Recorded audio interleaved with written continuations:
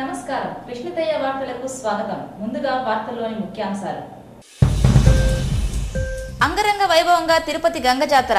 గొల్ల వేషంలో ఇంటింటికి వెళ్లిన చాకలి కైకాల కులస్తులు. నేటి మధ్యాహ్నం నుంచి బండ వేషంలో అమ్మకు మొక్కులు తీర్చుకున్న భక్తకోటి. వైసీపీ దురుసు ప్రవర్తనకు వ్యతిరేకంగా తెలుగు తమ్ముళ్ల మౌన దీక్ష. ఆధ్యాత్మిక క్షేత్రంలో ప్రశాంతతను నెలకొల్పాల్సిన బాధ్యత ప్రతి ఒక్కరిపై ఉంది. కాంగ్రెస్ అభ్యర్థి మబ్బు దేవనారాయణ రెడ్డి.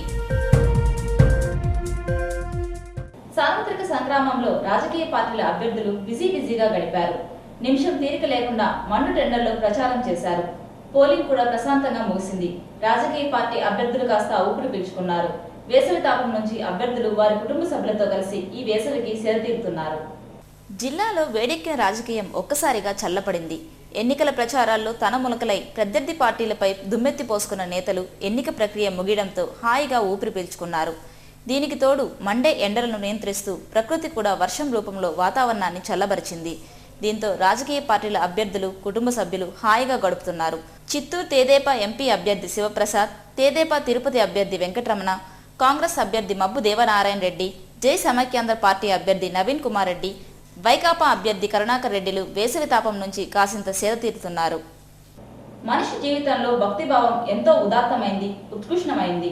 అలాంటి భక్తి మార్గానికి కొలువుగా నెలవుగా దేవాలయాలని చెప్పవచ్చు. జీవిత చరమాంకంలో ఎంతో అవసరమైన భక్తిభావాన్ని పెంపొందించే ఆలయాల కిల్లాగా చిత్తూరు జిల్లాను చెప్పుకోవచ్చు. జిల్లాలోని ఆలయాలపై కృష్ణతయ్య స్పెషల్ ఫోకస్. తిరుమలలో కలియుగ దైవం శ్రీ వెంకటేశ్వరుడు కొలువై ఉండగా శ్రీనివాస మంగాపురంలో కళ్యాణ వెంకటేశ్వరుడు నెలవై ఉన్నారు. తిరుపతిలో గోవిందరాజస్వామి, కోదండరామస్వామి, శ్రీ కపిలేశ్వర స్వామిల ఆలయాలు భక్తులకు ముక్తి మార్గాన్ని ప్రసాదిస్తున్నారు.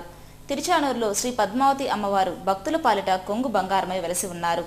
అప్పలాయగుంటలో అభయహస్త శ్రీ వెంకటేశ్వర స్వామి, పులిగుండులో కలిగిరి వెంకటేశ్వర స్వామి ఆలయం, అర్ధగిరిలో ఆంజనేయ స్వామి ఆలయం, బోయకొండలో గంగమ్మ ఆలయం, నాగలాపురంలో శ్రీకృష్ణదేవరాయల తల్లి నాగమ్మ నిర్మించిన మత్స్యావతార శ్రీ వెంకటేశ్వర స్వామి, నారాయణవనంలో శ్రీ కళ్యాణ వెంకటేశ్వర స్వామి కొలువై ఉన్నారు. అలాగే ఏకైక పంచభూత లింగ క్షేత్రంగా శ్రీకాళహస్తి క్షేత్రం, సత్య ప్రమాణాల దేవుడిగా కాణిపాకంలో వినాయక స్వామి వెలిశారు. చోళరాజులు అగత్య మహాముని నిర్మించిన పురాణ ప్రాశస్త్యం గల 9 ఆలయాలు చిత్తూరు పట్టణ పరిసరాల్లో నేటికి వెలుగొందుతున్నాయి. చిత్తూరు కొట్రకోనలోని మల్లేశ్వర స్వామి ఆలయం, ఇరువారంలోని నాగేశ్వర స్వామి ఆలయం, తోటపాలెంలోని కాశీ విశ్వనాథ స్వామి ఆలయం, రంగాచారి వీధిలోని చెన్నకేశవ స్వామి, విష్ణువు స్వరూపాలను తలపించే చెన్నకేశవ స్వామి ఆలయం, గిరింపేటలోని చిదంబేశ్వర స్వామి ఆలయాలు వెలసి ఉన్నాయి. పుత్తూరు సమీపంలోని ప్రకృతి సుందర దృశ్యాలతో కనులకింపుగా కైలాసకోనలో శివలింగం, పార్వతీదేవి విగ్రహాలు దర్శనమిస్తుండగా ప్రకృతి సోయగాల కోన మూలకోన ఆలయం భక్తులను విశేషంగా ఆకర్షిస్తున్నాయి. సదాశివ కోనలో భక్తుల కోరికలు తీర్చే సదాశివేశ్వరుడు నెలవై ఉండగా పుంగునూరు సమీపంలో దక్షిణ కాశీగా పేర్కొనే అగస్తీశ్వర స్వామి ఆలయం వెలసి ఉంది. ఏర్పేడు మండలం గుడిమల్లంలో ఒకే శిల్పంలో బహుముఖ రూపాలు కలిగిన శ్రీ పరశురామేశ్వర ఆలయం, మొగలి గ్రామంలో వెలిసిన శ్రీ స్వయము మొగలేశ్వర స్వామి ఆలయం, 108 అడుగుల శివలింగం కలిగిన కోటిలింగేశ్వర స్వామి ఆలయం భక్తులకు మోక్ష మార్గాన్ని చూపుతున్నాయి. విగ్రహ రూప శైవ క్షేత్రాల్లో ప్రదోష క్షేత్రంగా సురుటిపల్లిలోని పల్లికొండేశ్వర స్వామి ఆలయం, దక్షిణ కాశీగా విరాజిల్లుతున్న అగస్తేశ్వర ఆలయం, కమ్మసంద్రంలో వెలసిన కోటిలింగేశ్వర స్వామి ఆలయాలు భక్తులకు ముక్తి మార్గాన్ని సూచిస్తున్నాయి. తిరుపతి గ్రామదేవత శక్తి స్వరూపిణిగా పిలువబడే శ్రీ తాతయ్యగుంట గంగమ్మ జాతర అత్యంత వైభవంగా కనుల పండుగగా జరుగుతోంది. శ్రీ వెంకటేశ్వర స్వామికి స్వయాన చెల్లెలు అయిన తిరుపతి గంగమ్మ జాతర మహోత్సవాలు 3వ రోజుకు చేరుకున్నాయి. అందులో భాగంగా చాకలి కైకాల కులస్తులు గురువారం ఉదయం గొల్లవేషం ధరించారు. నగరంలోని ఇంటింటికి వెళ్లి వారిచ్చిన గౌరవ మర్యాదలను ఈ కులస్తులు తీసుకుంటారు. స్వయంగా గంగమ్మ తల్లే తమ ఇంటికి వచ్చిందన్న ఆనందంతో వారి పాదాలను కడిగి పసుపు కుంకుమలను రాసి ఆ నీటిని నెత్తిపై చల్లుకుంటారు. ఇదే విధంగా ప్రతి ఒక్క ఇంటికి వెళ్లి ఇంటిల పాదని వారు ఆశీర్వదిస్తారు. కాగా నేటి మధ్యాహ్నం బండవేషం వేసుకుని కైకాల చాకలి కులస్తులు గడప గడపకు వెళ్తారు. ఇదిలా ఉండగా అమ్మవారి ఆలయంలో భక్తులు సిన్నపు కుండలను ఎత్తుకొని మొక్కులు తీర్చుకుంటారు. వారి కోరికలు నెరవేరిన తర్వాత ఇంటిల్లపాది గంగమ్మ ఆలయానికి చేరుకొని ప్రత్యేక పూజలు చేసుకుంటారు.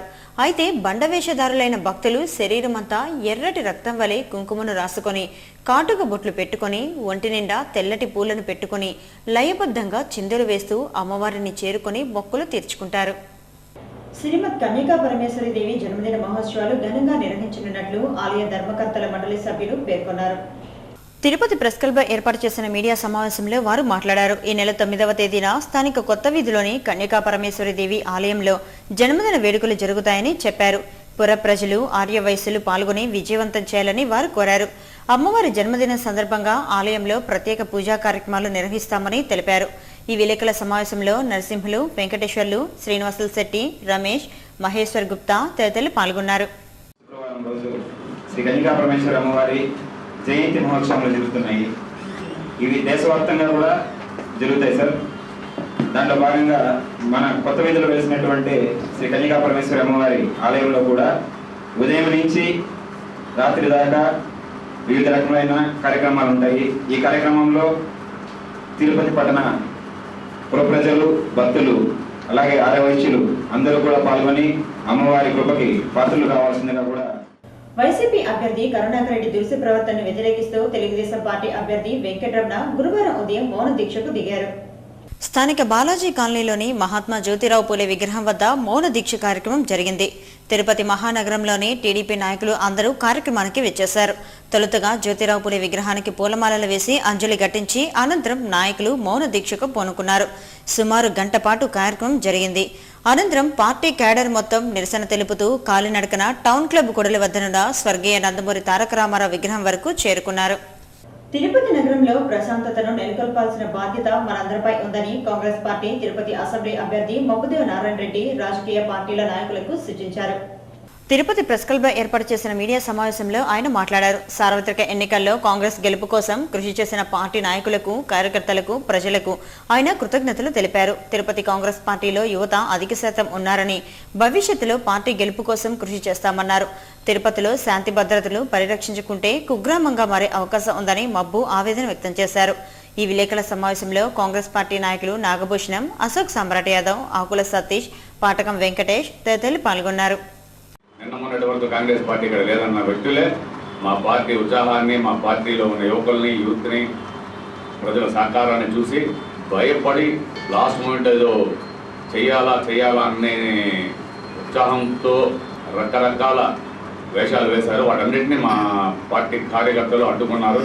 నిన్న లాస్ట్లో జరిగిన ఒక ఇన్సిడెంట్ తిరుపతి పట్టణాన్ని ప్రపంచవ్యాప్తంగా చూసింది.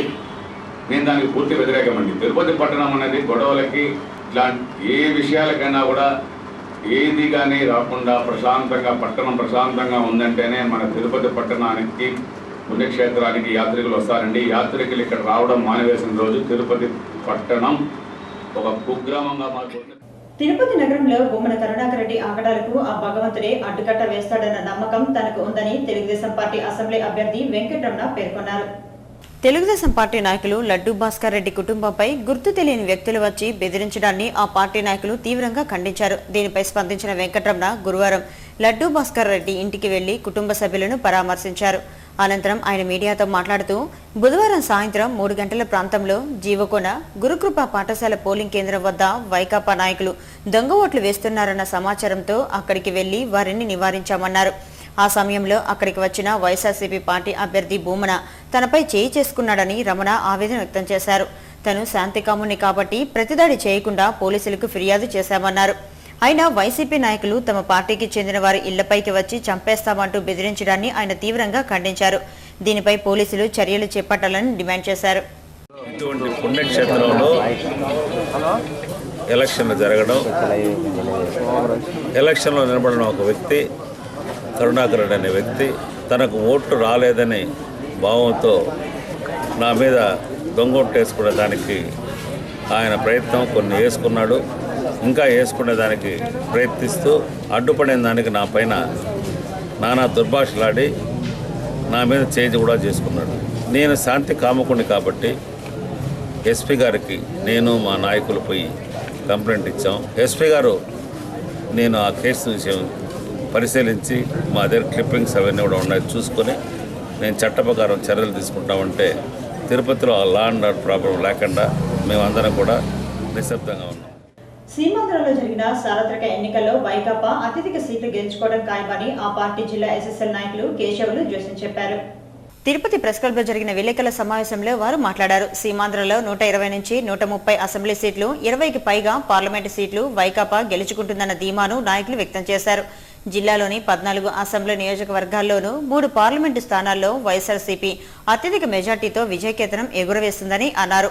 ఎన్నికల్లో వైకాపా గెలుపు కోసం కృషి చేసిన పార్టీ నాయకులకు, కార్యకర్తలకు, ప్రజలకు వారు కృతజ్ఞతలు తెలిపారు.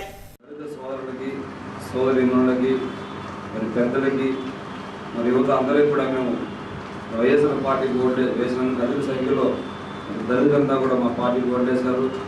మరి వారికి అందరూ కూడా మేము జిల్లా SSL YSR Congress party SC విభాగం వారికి అందరికీ కృతజ్ఞతలు తెలియజేసుకుంటున్నాం. మరి అదేవిధంగా మరి మా వైఎస్ఆర్సీపీ కార్యకర్తలకు, మరి నాయకులకు, మరి మా వైఎస్ఆర్ పార్టీకి ఓట్లు వేసినటువంటి ప్రతి ఒక్క ఓటర్ మహాశయులందరూ కూడా మేము వైఎస్ఆర్ కాంగ్రెస్ పార్టీ ఎస్సీ విభాగం వారికి అందరికీ మేము కృతజ్ఞతలు తెలియజేసుకుంటున్నాం. ఎండలు బగబగా మండిపోతున్నాయి. అందరూ చల్లని పానీయాల కోసం వెబ్బల్లాడటం సహజం. అయితే శీతల పానీయాలు ఆరోగ్యానికి హానికరమని తెలిసి వేసవి తాపం నుంచి ఉపశమనం లభిస్తుందని ఎంచక్కా తాగేస్తుంటారు. ఆరోగ్య సంజీవినిగా పేరొందిన కొబ్బరి బొండా వైపు చూపు మాత్రం మల్లదు. కొబ్బరి నీళ్లలో ఉండే ఔషధ విలువలు తెలుసుకుంటే మీరు అస్సలు శీతల పానీయాల వైపు కన్నెత్తి కూడా చూడనంటే అతిశయోక్తి కాదు. మరి ఇంకెందుకు ఆలస్యం? కొబ్బరి నీళ్లలో ఉండే మహత్యం గురించి కృష్ణతేజ ప్రత్యేక కథనం తెలుసుకుందాం. మరి లేత కొబ్బరి నీళ్లకు దాహార్దిని తీర్చే లక్షణాలే కాదు, బలాన్ని ఇచ్చి నిస్సత్తువును దరిచేరనివ్వదు. ఎండ వల్ల కలిగే అలసటను పోగొట్టే పౌష్టిక గుణాలు ఇందులో మెండుగా ఉంటాయి. ఒక మాటలో చెప్పాలంటే కొబ్బరి నీళ్లను ప్రకృతి ప్రసాదించిన అమృతం అంటే అతిశయోక్తి కాదేమో. బలహీనంగా ఉన్న వ్యక్తికి గ్లూకోజ్ దొరకనప్పుడు కొబ్బరి నీళ్లను అందిస్తారంటే కొబ్బరి బోండాలకు ఎంత శక్తి ఉందో ఇట్టే అర్థమవుతోంది. వేసవిలో తాగే పానీయాలలో ఆరోగ్యాన్నిచ్చేవి కొబ్బరి నీళ్లే అని జగమెరిగిన సత్యం. మధురమైన లేత బోండం నీళ్లలో అనేక ఔషధ విలువలు ఉన్నాయి. కొబ్బరి నీళ్లను ఏ కాలంలోనైనా తాగటానికి అనువుగా ఉంటాయి. మామూలు రోజుల్లో ఎలా ఉన్నా వేసవిలో మాత్రం రోజుకు ఒక కొబ్బరి బొండం తాగితే వేసవి రుగ్మతల నుంచి రక్షణ లభిస్తుందని డాక్టర్లు సైతం సూచిస్తున్నారు.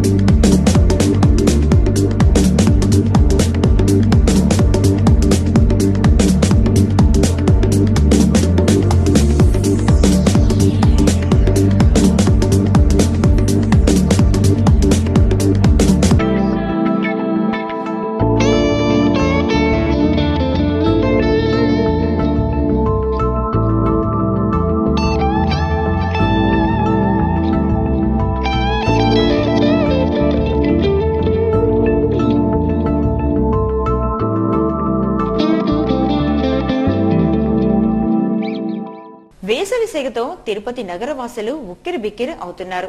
ఏప్రిల్ నెలలోనే రికార్డు స్థాయిలో 41 డిగ్రీల సెంటీగ్రేడ్ ఉష్ణోగ్రత నమోదు కావడంతో ఎండ తీవ్రతకు నగర జీవి బింబేలెత్తిపోతున్నారు. వేసవి తాపం నుంచి ఉపశమనం కోసం తప్పనిసరిగా కొబ్బరి నీరు తీసుకోవాల్సిన పరిస్థితులు ఏర్పడ్డాయి. దీంతో నగరంలో కొబ్బరి బొండాలకు మంచి డిమాండ్ ఏర్పడింది. రాష్ట్రంలో వర్షాలు పడకపోవటం, జిల్లాలో కొబ్బరి తోటలు విస్తారంగా లేకపోవటం కూడా నీళ్ల టెంకాయలకు భలే గిరాకీ ఏర్పడింది.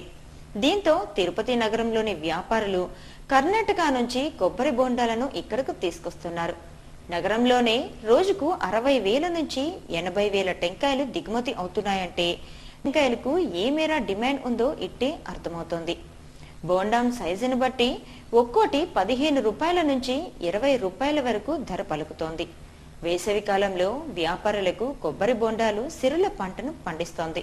వేసవి కాలంలో కొబ్బరి బొండాల డిమాండ్ భయంకరంగా ఉంది. ఈ సంవత్సరం తిరుపతికి రోజు దాదాపుగా 40 నుంచి 60-70 వేల కాయ వస్తున్నాయి. అలాంటిది 20 నుంచి 30 వేల కాయ వస్తుంది. దానివల్ల సరుకు బాగా డిమాండ్గా ఉంది. హోల్సేల్ రేట్ 15 నుంచి 17 రూపాయల దాకా 15 రూపాయలు కూడా పోయేదానికి ఇబ్బందిగా ఉంది. అలాంటి 20 రూపాయలు అమ్ముతున్నాం. ఈ సంవత్సరం ఇంకా రేపు నెలలో బాగా డిమాండ్ పెరిగే అవకాశం ఉంది. మార్చి ఏప్రిల్ అయిపోతే మేలో బాగా డిమాండ్ ఇంకా పెరిగే అవకాశం కూడా ఉంది. కాయ కూడా దొరకదు రేపు.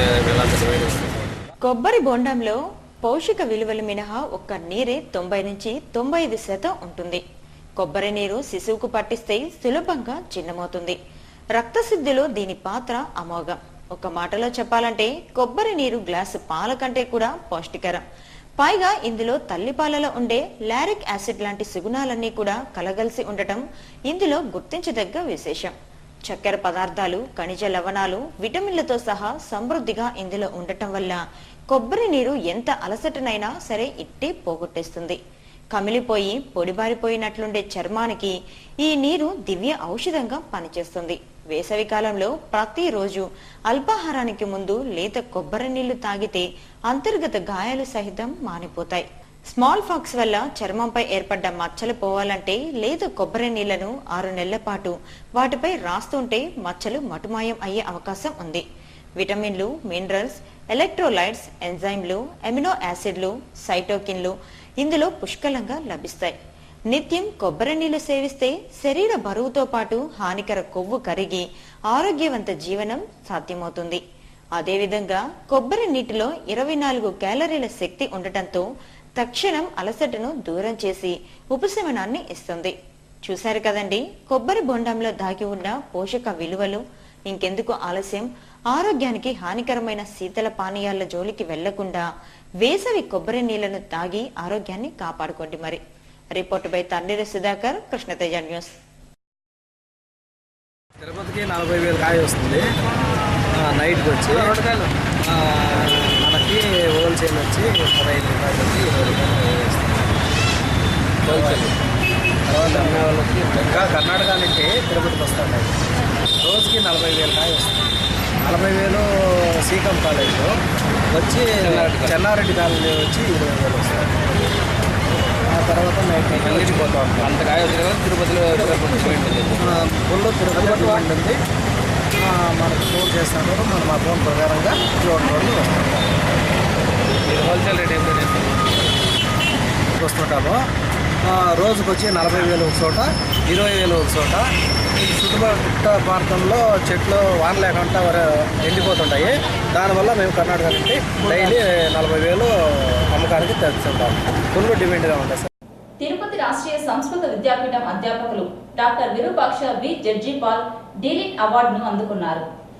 సంస్కృత సుభాషితేషు నిర్వహణ, శాస్త్ర చింతన, సమున్మేషస్య విశ్లేషణాత్మకం అధ్యయనం అనే అంశంపై పరిశోధనకు గాను ఈ అవార్డు లభించింది. ఈ అవార్డున కర్ణాటక గవర్నర్, కర్ణాటక సంస్కృత విశ్వవిద్యాలయాల ఛాన్సలర్ డాక్టర్ హన్స్రాజ్ భరద్వాజ్ చేతుల మీదుగా ఈ అవార్డును విరూపాక్ష అందుకున్నారు. ఇక తిరుమల సమాచారం.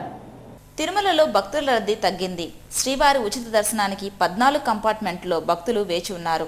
వీరికి 10 గంటల దర్శన సమయాన్ని కేటాయించారు. నడక మార్గాన శ్రీవారిని దర్శించుకునే భక్తులు 2 కంపార్ట్మెంట్లో వేచి ఉన్నారు. వీరికి 3 గంటల దర్శన సమయాన్ని కేటాయించారు. 300 రూపాయల శీఘ్ర దర్శనం టికెట్లను కొనసాగిస్తున్నారు. ఇప్పుడు bullion market. Tirupati bullion gold jewellery and silver merchants association సమాచారం మేరకు శుక్రవారం లోకల్ బులియన్ మార్కెట్లో బంగారం, వెండి ధరలు ఇలా ఉంటాయి. 24 క్యారెట్ల అపరంజి బంగారం 10 గ్రాముల ధర 29,950 రూపాయలు. 22 క్యారెట్ల నగల బంగారం 1 గ్రామ్ ధర 2,800 రూపాయలు. వెండి 1 కేజీ ధర 41,600 రూపాయలు. రీటైల్ వెండి 1 గ్రామ్ ధర 46 రూపాయల 50 పైసలుగా ఉంటుంది. వార్తలు ముగించే ముందు ముఖ్యాంశాలు మరోసారి. అంగరంగ వైభవంగా తిరుపతి గంగ జాతర. గొల్ల వేషంలో ఇంటింటికి వెళ్లిన చాకలి, కైకాల కులస్తులు. నేటి మధ్యాహ్నం నుంచి బండవేషంలో అమ్మకు మొక్కులు తీర్చుకున్న భక్తకోటి. వైసీపీ దురుసు ప్రవర్తనకు వ్యతిరేకంగా తెలుగు తమ్ముళ్ల మౌన దీక్ష. ఆధ్యాత్మిక క్షేత్రంలో ప్రశాంతతను నెలకొల్పాల్సిన బాధ్యత ప్రతి ఒక్కరిపై ఉంది. కాంగ్రెస్ అభ్యర్థి మబ్బు దేవనారాయణ రెడ్డి. ఈ వార్తలు ఇంతటితో సమాప్తం. నమస్కారం.